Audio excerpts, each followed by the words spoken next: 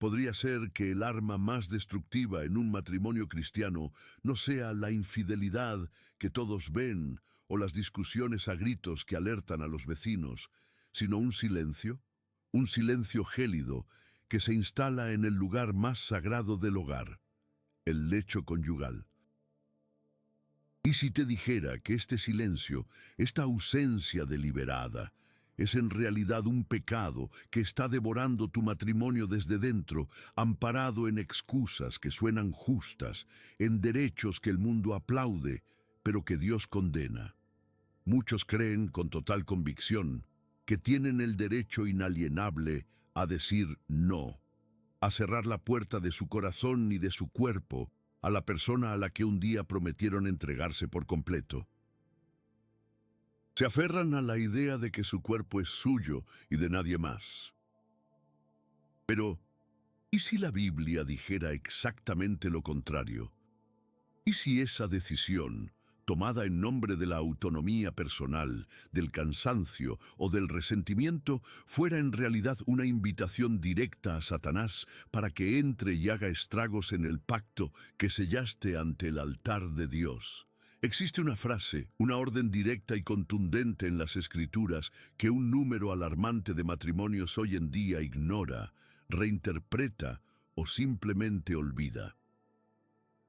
Y la desobediencia a este mandato está teniendo consecuencias espirituales devastadoras, abriendo grietas por las que se cuelan la amargura, la tentación y la soledad más profunda, incluso durmiendo al lado de otra persona. Al final de este vídeo, no solo conocerás esa orden divina en toda su claridad, sino que entenderás por qué ignorarla es el equivalente espiritual a dejar la puerta de tu casa abierta de par en par, en medio de la peor de las tormentas. En los próximos minutos vamos a desmantelar juntos una de las mentiras más sutiles y peligrosas que se han infiltrado en el matrimonio moderno, incluso dentro de la iglesia. Vamos a hablar de un pecado silencioso, uno que no deja moratones visibles, pero que fractura el alma de la relación conyugal. La pregunta central que vamos a responder con la Biblia en la mano y sin rodeos ¿es pecado negarle la intimidad a tu cónyuge de forma intencionada y persistente? ¿Qué dice realmente la palabra de Dios sobre el deber conyugal, el deseo, el perdón y el poder dentro del matrimonio? No nos quedaremos en la superficie.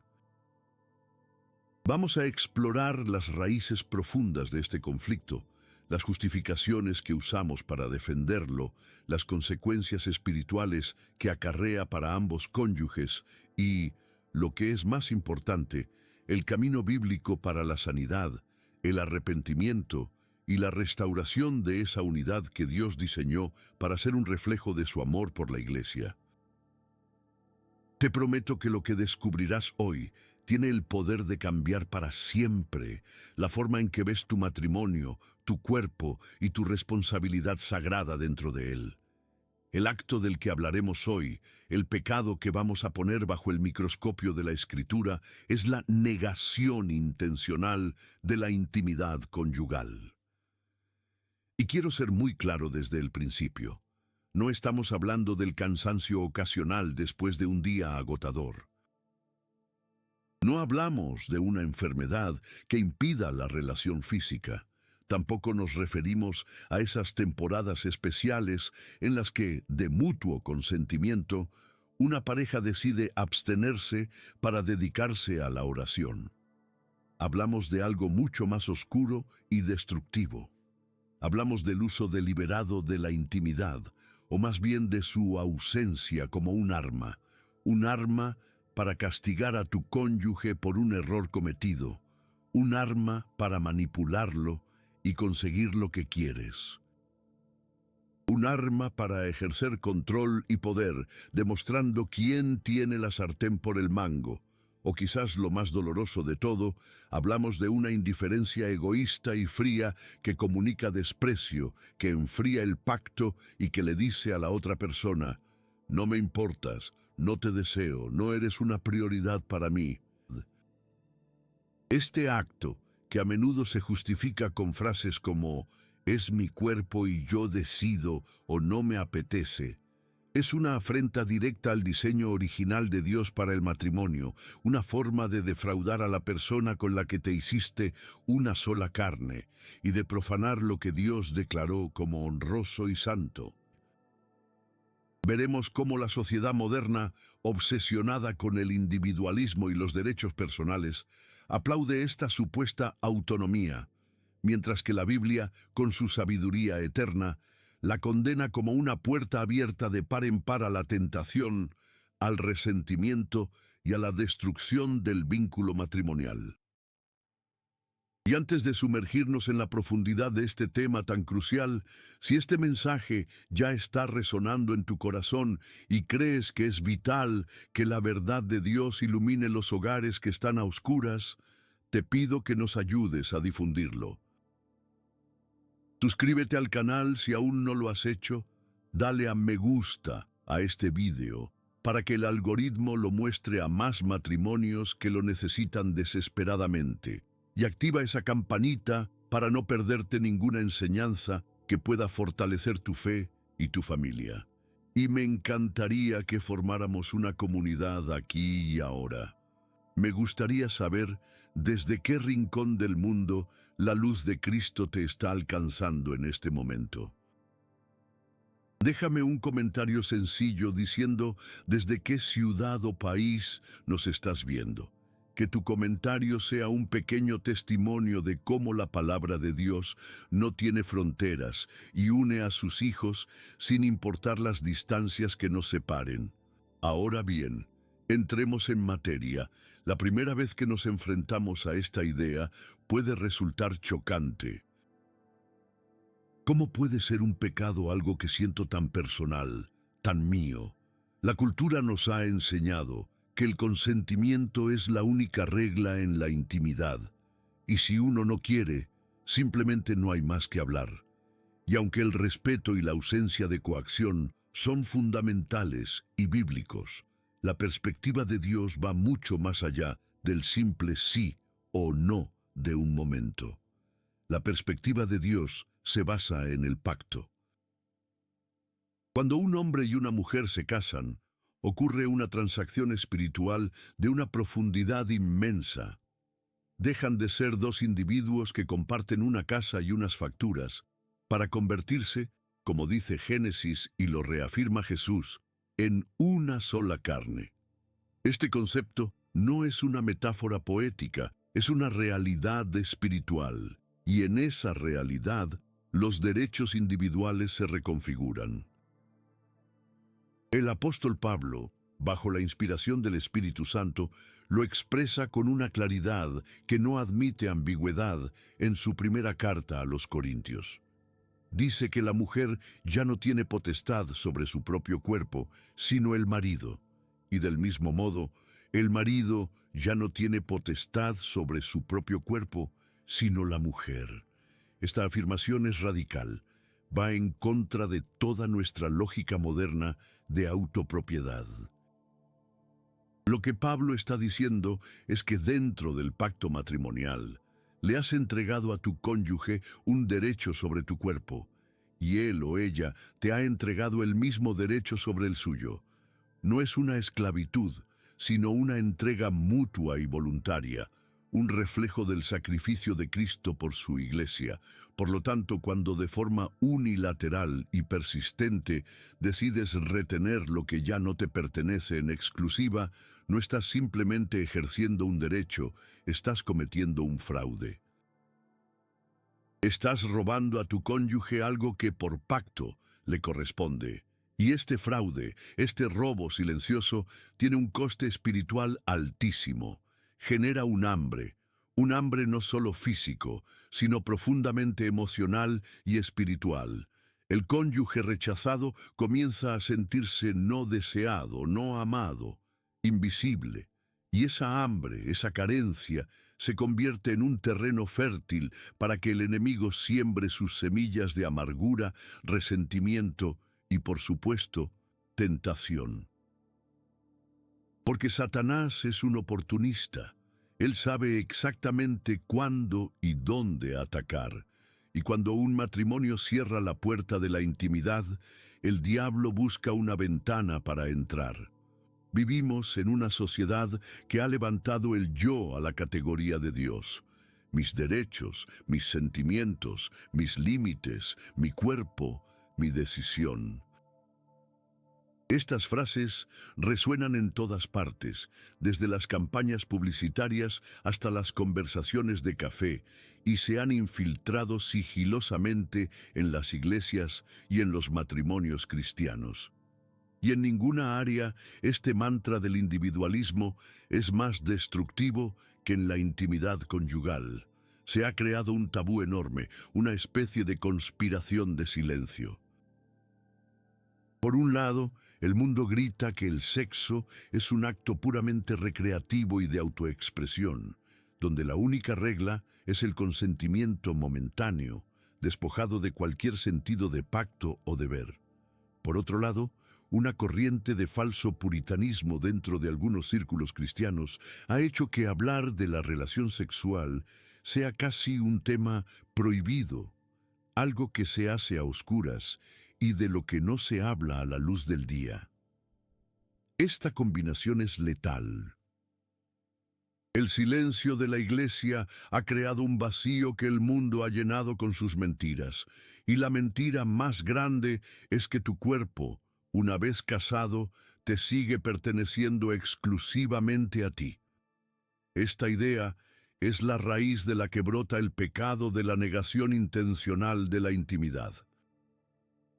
Cuando un cónyuge dice, no me apetece, y cierra la puerta, no solo por una noche de cansancio, sino como un patrón, como una forma de vida, la sociedad moderna aplaude y dice, bien hecho, estás poniendo tus límites, estás cuidando de ti.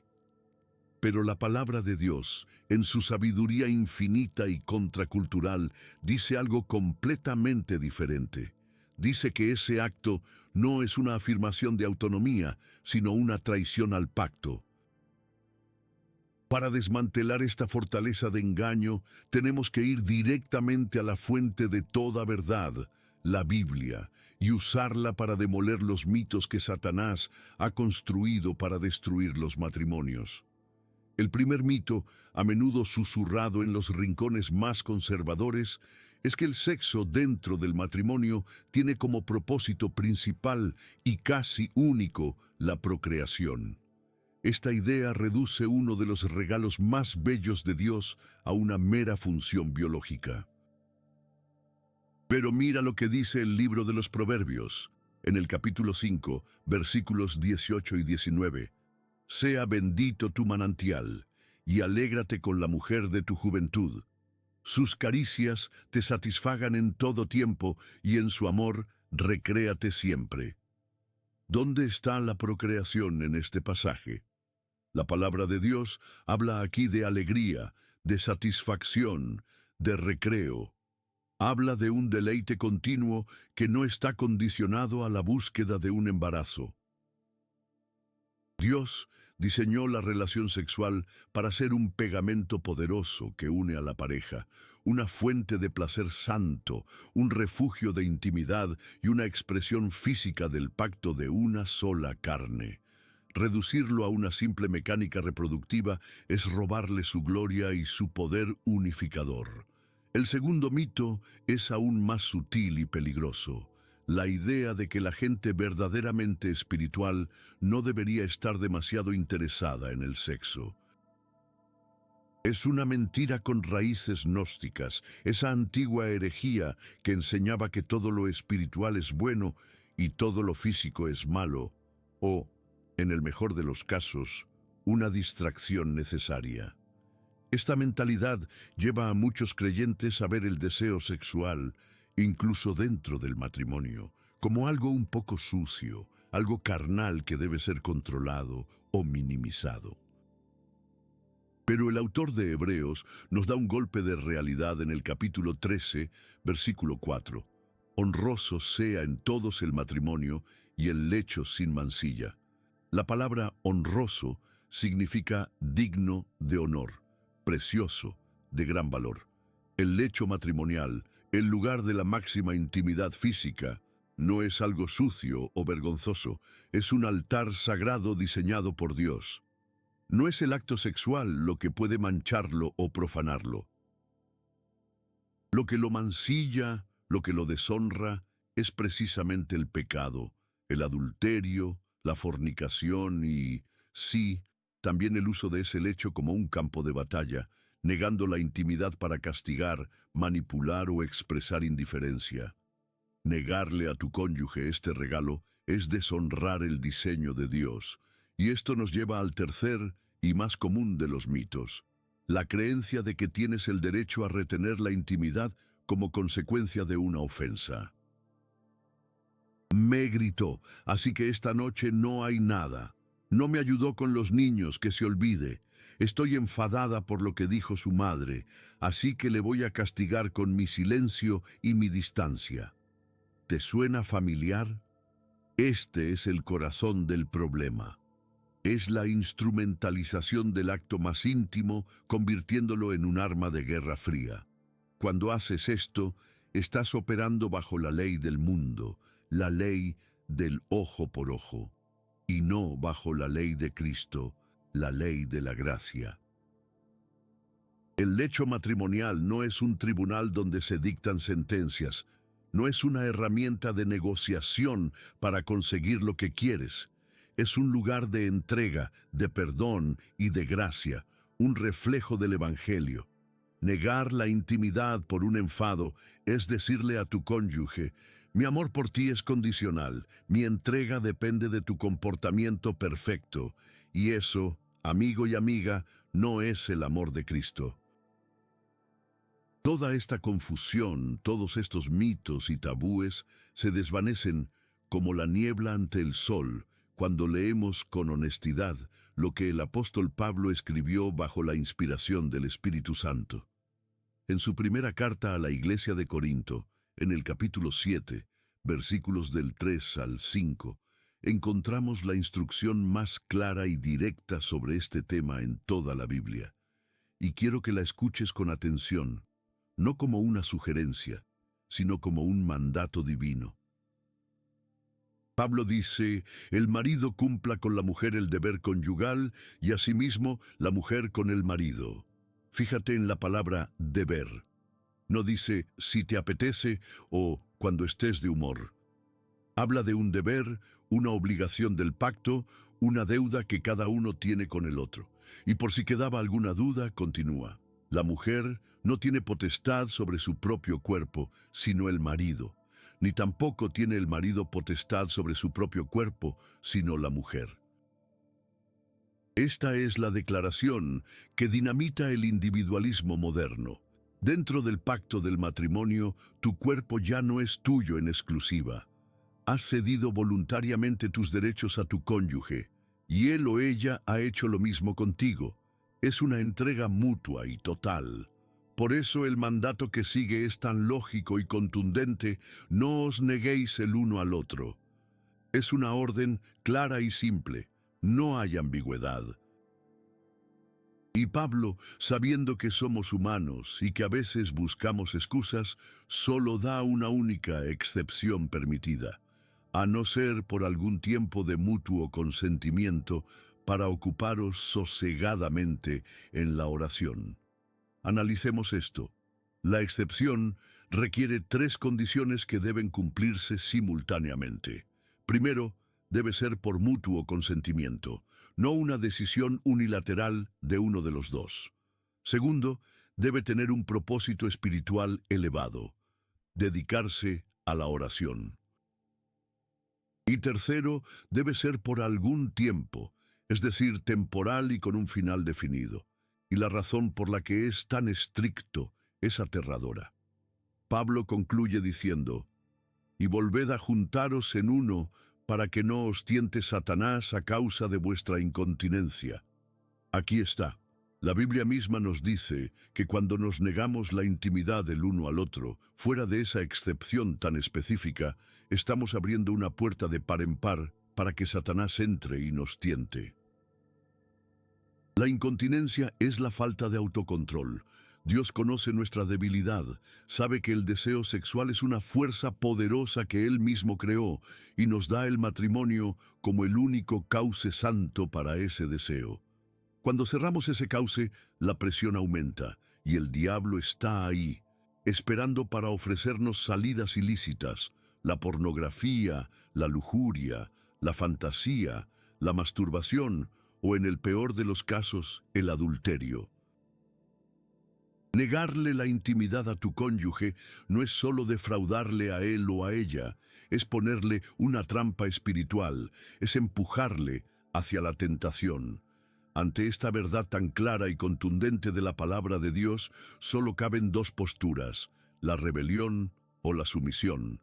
Puedes seguir aferrándote a las mentiras del mundo, a tu derecho a decidir, a tu orgullo herido, o puedes humillarte ante el diseño perfecto de Dios para tu matrimonio.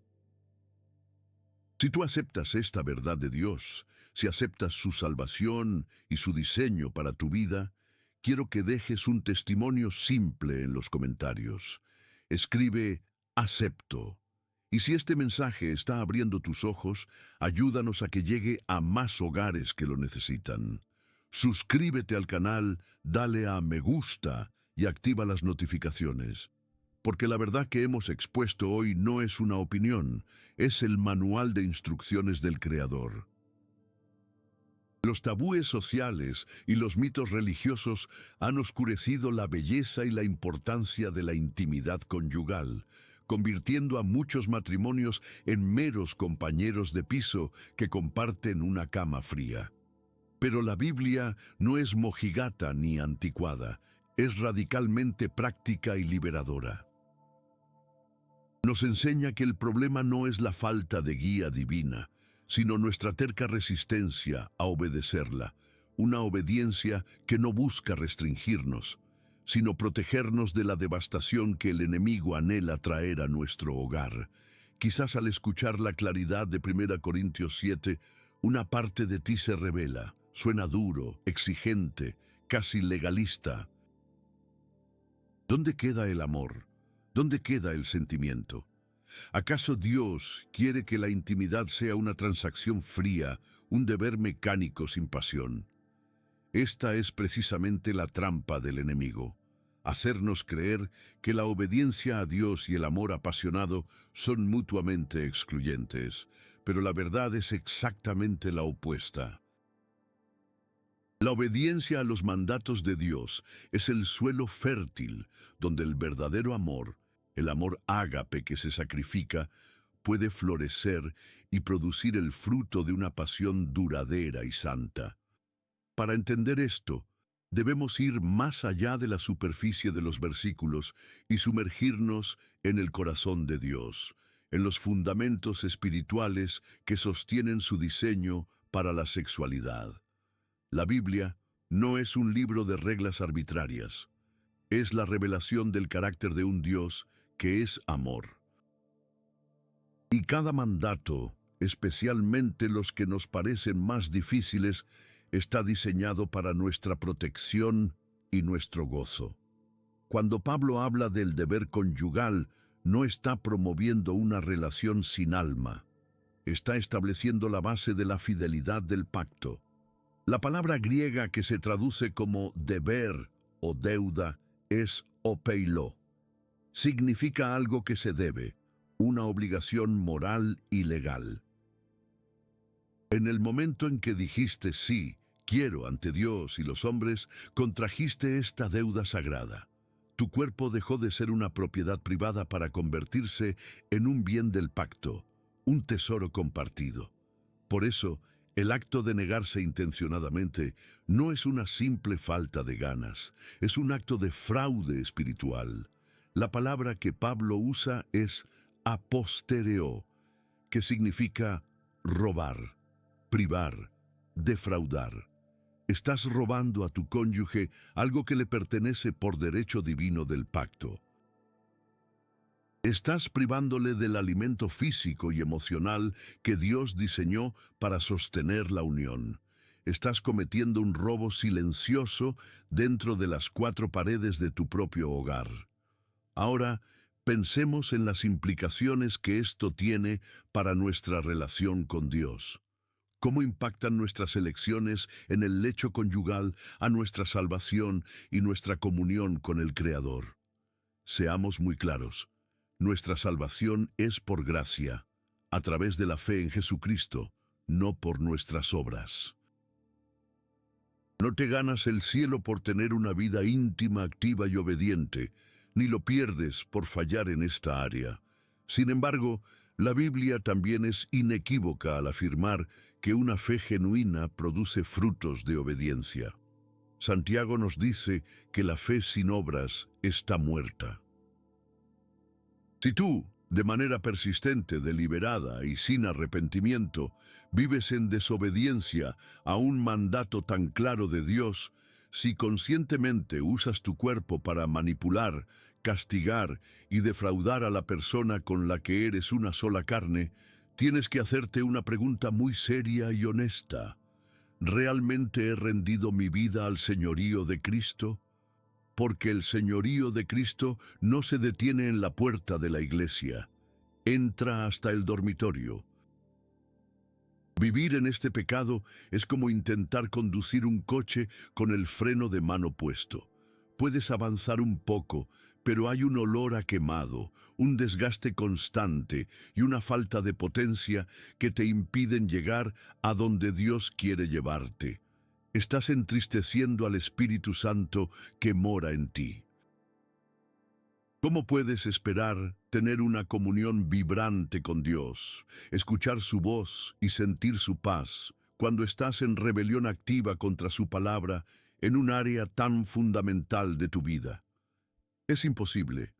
Tus oraciones se sentirán vacías, tu lectura de la Biblia se volverá estéril, porque hay una incongruencia flagrante entre tu profesión de fe y tu práctica diaria.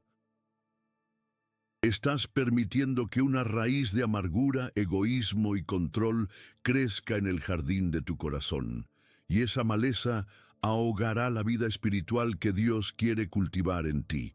Esto nos lleva directamente al concepto de santidad y pureza.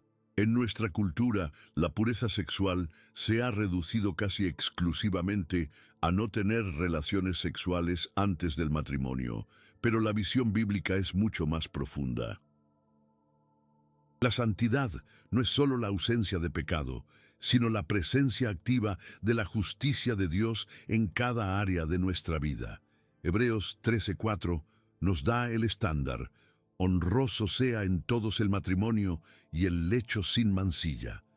La palabra mancilla viene del griego amiantos, que significa sin mancha, puro, no contaminado. Todos entendemos que el adulterio y la fornicación manchan y contaminan el lecho conyugal. Pero lo que muchos no ven es que el egoísmo, la amargura y la manipulación también lo hacen. Cuando usas la negación de la intimidad como un arma, estás trayendo la contaminación del pecado a un lugar que Dios declaró santo.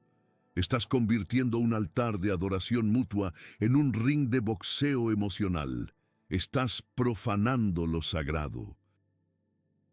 La pureza dentro del matrimonio no consiste solo en serle fiel a tu cónyuge físicamente, sino en entregarle tu cuerpo con un corazón puro, un corazón que busca bendecir, no controlar, un corazón que busca servir, no ser servido, un corazón que refleja el amor sacrificial de Cristo, que se entregó a sí mismo por la Iglesia. Pregúntate a ti mismo: ¿mi actitud en la intimidad conyugal está honrando a Dios? ¿Estoy usando este regalo para construir a mi cónyuge y fortalecer nuestro pacto, o lo estoy usando para satisfacer mi egoísmo y ganar mis batallas? La respuesta a esa pregunta revela el verdadero estado de tu corazón. Entonces, ¿cuál es la solución? No es simplemente intentar hacerlo mejor. No es forzarte a tener relaciones cuando no quieres. Eso sería legalismo y no solucionaría el problema de raíz. La solución bíblica, como siempre, comienza con el arrepentimiento, y el arrepentimiento tiene 3 pasos. Primero, tienes que llamar al pecado por su nombre. Deja de justificarlo. Deja de decir, estoy cansado, no me apetece, o ella no se lo merece. Di lo que Dios dice. He sido egoísta, he manipulado, he albergado amargura en mi corazón, he defraudado a mi cónyuge, he desobedecido a Dios. El primer paso hacia la sanidad es la honestidad radical ante el trono de la gracia. Segundo, después de confesarlo a Dios, debes confesarlo a tu cónyuge. Esto requiere una humildad inmensa. Significa ir a la persona que has herido y decir, he pecado contra ti, he usado la intimidad como un arma para castigarte y controlarte, he fallado en cumplir mi deber de pacto. ¿Me perdonas? Este acto de humildad puede romper años de resentimiento y abrir la puerta a una sanidad que nunca creíste posible. Y tercero, debes atacar la raíz del problema. La negación de la intimidad casi nunca es el problema principal. Es el síntoma de una enfermedad más profunda. ¿Cuál es esa enfermedad en tu matrimonio? ¿Es la falta de perdón por heridas pasadas? Entonces debes llevar esas heridas a la cruz y elegir perdonar como Cristo te perdonó a ti. Es la mala comunicación, el resentimiento acumulado por cosas que nunca se hablaron. Entonces deben aprender a comunicarse de manera bíblica, con gracia y verdad. Es el puro egoísmo, el deseo de que todo gire en torno a tus necesidades y tus sentimientos. Entonces necesitas pedirle a Dios que te rompa y te dé un corazón de siervo, un corazón como el de Cristo. La restauración del lecho conyugal no es una cuestión de técnica, sino de transformación del corazón. Es un milagro que solo el Espíritu Santo puede obrar cuando nos rendimos a la verdad de su palabra. Si esta verdad está penetrando en tu corazón, si reconoces que has estado viviendo bajo las mentiras del mundo y no bajo el diseño de Dios, quiero darte la oportunidad de tomar una decisión ahora mismo, la decisión de someter esta área de tu vida al señorío de Cristo. Si estás listo para dejar de luchar por tus derechos y empezar a vivir en la libertad de la obediencia, si aceptas la salvación de Dios y su diseño perfecto para tu vida y tu matrimonio, te pido que nos ayudes a difundir este mensaje de esperanza. Suscríbete al canal si aún no lo has hecho, dale a me gusta a este vídeo para que llegue a más parejas que están sufriendo en silencio y activa la campanita para no perderte ninguna enseñanza. Y como un acto de fe, como una declaración pública de tu decisión, quiero que escribas una sola palabra en los comentarios. Acepto. Que tu acepto sea un testimonio de tu rendición a la voluntad buena, agradable y perfecta de Dios. Cuando un cónyuge defrauda al otro, negándole intencionadamente la intimidad que es parte del pacto, el impacto no se limita a la tensión en el hogar o a las noches de silencio incómodo. Las ondas expansivas de este pecado viajan mucho más allá del dormitorio y golpean directamente el núcleo de la vida espiritual de ambos. Piénsalo de esta manera. Tu matrimonio es un ecosistema espiritual. Cada acción, cada palabra, cada omisión afecta a la salud de todo el sistema. Y la negación intencionada de la intimidad es como verter un veneno lento pero letal en la fuente de la que ambos bebéis. La primera y más devastadora consecuencia es una desconexión progresiva de Dios. ¿Cómo puedes acercarte con confianza al trono de la gracia, como nos anima a hacer el libro de Hebreos, cuando tu corazón está lleno de amargura contra la persona con la que eres una sola carne? ¿Cómo puedes levantar manos santas en oración, como pide Pablo, si esas mismas manos se han cerrado en un puño de egoísmo y control hacia tu cónyuge? Es una contradicción espiritual insostenible. Tus oraciones empiezan a sentirse huecas, como si chocaran contra el techo y cayeran de vuelta, vacías. La lectura de la Biblia se convierte en un ejercicio académico porque la palabra que te llama a amar, a perdonar y a servir está siendo directamente desobedecida en el área más íntima de tu vida. Se produce lo que los teólogos llaman entristecer al Espíritu Santo. El Espíritu de Dios, que es un espíritu de unidad, de amor y de paz, se siente afligido por la discordia, el egoísmo y la manipulación que has permitido que reinen en tu matrimonio. Y cuando el espíritu está entristecido, su voz se vuelve más difícil de oír. La guía se vuelve confusa, el consuelo parece lejano y la alegría de la salvación se desvanece, reemplazada por una sensación de sequedad y letargo espiritual. No es que Dios te abandone, Él nunca lo hace. Eres tú quien, al elegir el pecado, ha construido un muro de aislamiento que bloquea la comunión con Él. Para el cónyuge que niega, la soberbia y la autojustificación se convierten en un cáncer espiritual. Se convence a sí mismo de que tiene razón, de que su cónyuge se lo merece, y cada acto de negación refuerza esa fortaleza de orgullo. Se vuelve espiritualmente sordo a la corrección y ciego a su propio pecado. Para el cónyuge que es negado, el veneno es diferente pero igualmente mortal. La herida del rechazo puede convertirse en una raíz de amargura que contamina todo su ser, envenenando su percepción de sí mismo, de su cónyuge e incluso de Dios. Puede empezar a preguntarse, ¿por qué Dios permite esto? ¿Acaso no le importo? Y es en ese terreno de duda y dolor donde Satanás lanza sus dardos de fuego más feroces, susurrando tentaciones que prometen el afecto y la validación que no encuentran en casa. La pornografía, las relaciones emocionales ilícitas, la fantasía, todo ello se presenta como un oasis en medio de su desierto emocional, cuando en realidad es un espejismo que conduce a una destrucción aún mayor. Conozco la historia de una mujer, llamémosla Laura. Durante años había perfeccionado el arte de la Guerra Fría en su matrimonio con Marcos. Cualquier discusión, cualquier desacuerdo, cualquier cosa que Marcos hiciera y que a ella no le gustara, se traducía en semanas de silencio y distancia en el dormitorio. Ella lo veía como su única arma, su forma de enseñarle una lección. En la iglesia era una mujer activa y sonriente, pero en casa el ambiente era gélido. Espiritualmente se sentía en un desierto. Sus oraciones eran una lista de quejas contra su marido y sentía que Dios no la escuchaba. Un domingo, el pastor predicó sobre 1 Corintios 7.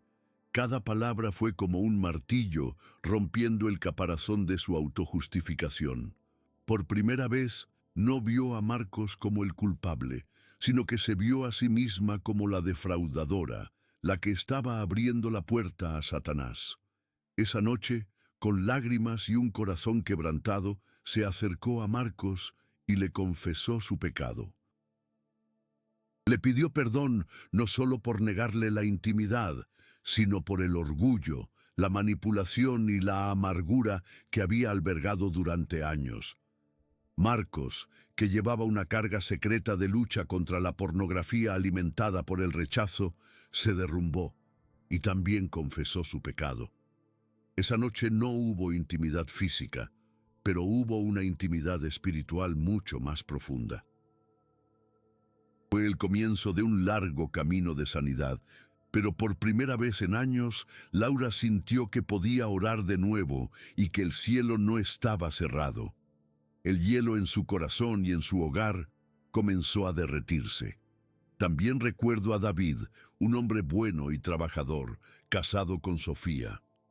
Sofía no era mala persona, pero venía de un trasfondo donde el afecto físico era casi inexistente y además estaba consumida por el estrés de su trabajo y las responsabilidades del hogar. Para ella, La intimidad era lo último en su lista de prioridades, algo que veía más como una tarea que como un regalo. Durante años, David vivió en un estado de frustración constante. Amaba a su esposa, pero se sentía como un compañero de piso. El rechazo constante lo llevó a un lugar oscuro de resentimiento y tentación. Se sentía culpable por sus deseos, como si fueran algo sucio, y su relación con Dios se resintió. Se sentía solo.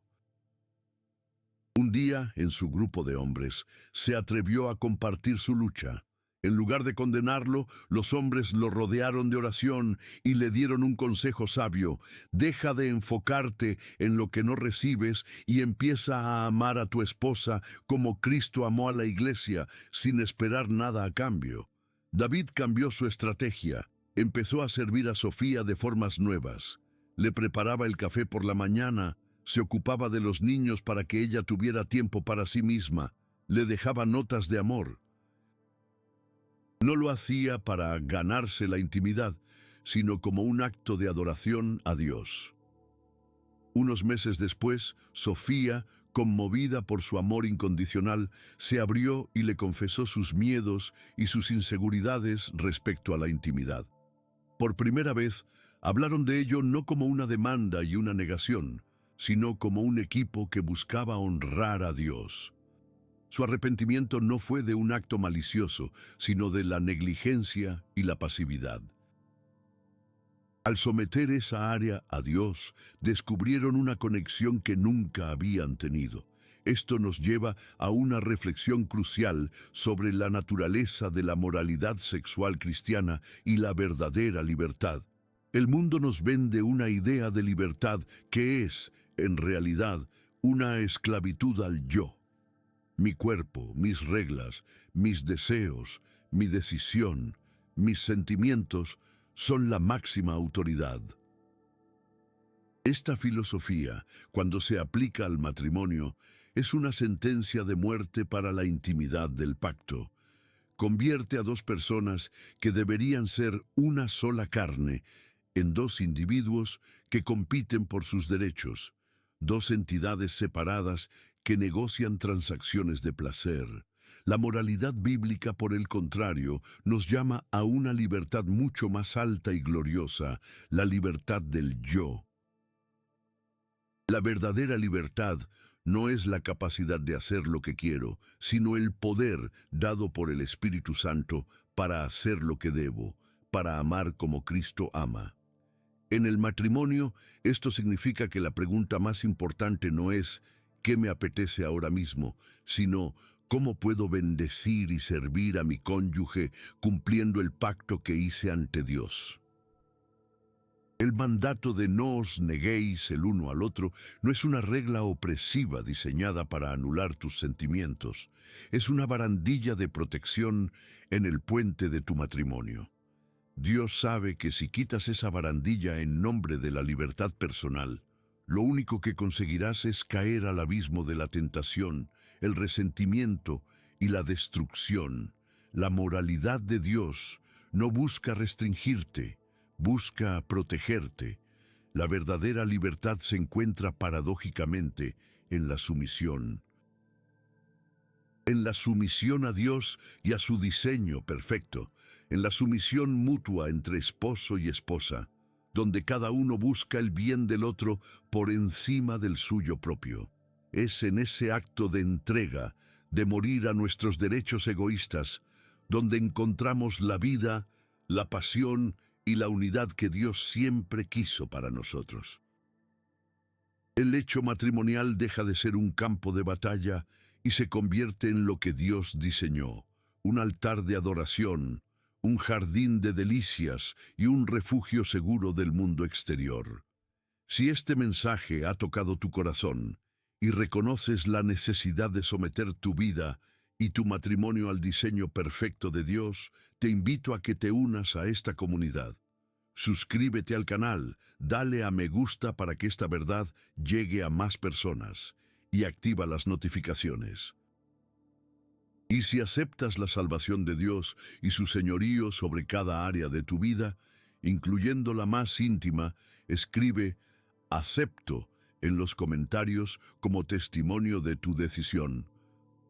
Llegamos ahora al corazón de todo, al momento en que esta enseñanza deja de ser una teoría y se convierte en una decisión personal e intransferible para ti. Has escuchado la palabra de Dios. Has visto cómo su diseño choca frontalmente con las mentiras del mundo. Y ahora, la pregunta ya no es ¿qué dice la Biblia?, sino ¿qué vas a hacer tú con lo que dice la Biblia? Te invito a que, en la quietud de tu corazón, te hagas un examen honesto, sin excusas ni justificaciones. Piensa en tu matrimonio, en tu lecho conyugal. ¿Es un reflejo del Evangelio? ¿Es un lugar de entrega mutua, de gracia, de servicio y de gozo santo? ¿O se ha convertido, quizás sin que te dieras cuenta, en un campo de batalla silencioso, en un tribunal donde se dictan sentencias, en un desierto de indiferencia y soledad? ¿En qué lado de la línea te encuentras? ¿Eres tú quien, aferrado a tu dolor o a tu orgullo, ha estado usando la intimidad como un arma, defraudando a la persona que juraste amar y honrar? ¿Has estado castigando, manipulando, controlando a través del silencio y la distancia? Si es así, hoy Dios te está llamando por tu nombre, te está llamando al arrepentimiento, no para condenarte, sino para liberarte de la amarga prisión del rencor y el egoísmo que tú mismo has construido. O quizás estás en el otro lado. Eres tú quien has sufrido el rechazo, la indiferencia, el hambre emocional y espiritual de ser defraudado. Has cargado con el peso de la soledad, has luchado contra la tentación y quizás has permitido que la amargura eche raíces en tu corazón. A ti también. Dios te está llamando hoy. Te llama a perdonar, no porque tu cónyuge lo merezca, sino porque tú mereces ser libre del veneno del resentimiento. Te llama a llevar tu dolor a la cruz y a confiar en que Él es el único que puede sanar las heridas más profundas y restaurar lo que el enemigo ha intentado robar. Esta elección, esta reflexión, va mucho más allá de mejorar tu vida sexual. Se trata de alinear tu vida entera con la voluntad de Dios. Tu matrimonio es el testimonio más poderoso que tienes ante un mundo que ya no cree en el amor duradero. Y el lecho conyugal es el termómetro espiritual de ese testimonio. Lo que ocurre o lo que deja de ocurrir entre tú y tu cónyuge en la intimidad es un indicador increíblemente preciso de la salud de vuestra relación con Dios. Un lecho matrimonial frío y sin vida a menudo es el síntoma de corazones que se han enfriado hacia Dios. Un lecho donde reina la manipulación y el egoísmo es el reflejo de corazones que aún no se han rendido por completo al señorío de Cristo. No puedes compartimentar tu vida. No puedes ser un cristiano ferviente de domingo por la mañana y un cónyuge egoísta y defraudador de domingo por la noche. La fe genuina es integral, impregna cada rincón de nuestra existencia y de manera muy especial el lugar más íntimo del pacto matrimonial. Tu obediencia o desobediencia en esta área tiene un impacto directo en tu comunión con el Padre. No es una cuestión de ganar o perder la salvación, sino de vivir en la plenitud de la bendición que Dios tiene para ti, o vivir bajo una nube de desobediencia que entristece al Espíritu Santo y obstaculiza tus oraciones. Las decisiones que tomas en tu dormitorio resuenan en la eternidad. ¿Estás construyendo sobre la roca de la obediencia a la palabra de Dios o sobre la arena movediza de tus sentimientos, tus derechos y las filosofías del mundo? Pero quiero que te vayas de aquí, no con un peso de culpa, sino con una carga de esperanza. Si al escuchar todo esto has sentido la convicción del Espíritu Santo, si has reconocido tu pecado, ya sea el de negar o el de albergar amargura por ser negado, esa convicción no es para destruirte, es el primer paso hacia la sanidad más gloriosa que puedas imaginar. Nuestro Dios es un Dios de redención. Él se especializa en tomar matrimonios rotos, fríos y distantes, y transformarlos por el poder de su gracia. El mismo poder que resucitó a Jesús de entre los muertos está disponible hoy para resucitar la intimidad, la pasión y la unidad en tu matrimonio. Pero requiere tu rendición. Requiere que bajes tus armas, que abandones tu lista de agravios, que renuncies a tu derecho a castigar y que te arrojes a los pies de la cruz. El arrepentimiento verdadero, seguido de un perdón radical, tiene el poder de demoler años de resentimiento en un instante.